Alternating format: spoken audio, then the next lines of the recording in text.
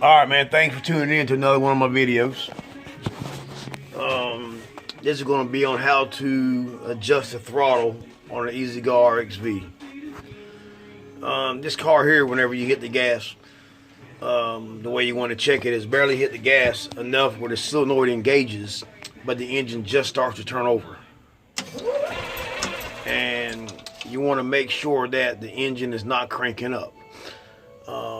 You want the engine to just turn over. If the engine is cranking up, then you're going to notice you're going to have a backfiring problem, or sometimes it might even be hard to start. In this car here, you can see that when you hit the gas, see the engine just starts to turn over. It's trying to crank up sometimes, which you're going to experience backfiring for. So on this one here, what I'm going to do is on the throttle adjustment screw, I want to make sure that the throttle is closing there. That's the first thing you want to check. I'm gonna grab a screwdriver here, and I'm gonna grab a pair of pliers to bend the bracket up so I can show you exactly what I'm talking about. Alright. I want to bend the bracket out the way. That way you can see exactly if it moves any. And you can see when I hit the gas, see it's trying to run as soon as the throttle opens. As soon as you hit the gas and the engine turns over. But if you'll notice, the throttle cable is not moving.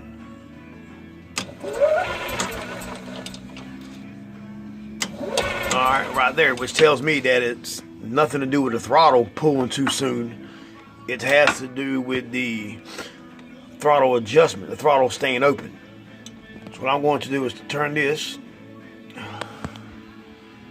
I'm just turning this here, because you see if you turn it in, you see the throttle moving. Now I'm just going to back it all the way out where I notice the throttle is not moving no more. And then I'm going to hit the gas and see what it does. If it's still trying to crank up, which this is apparently still trying to crank up,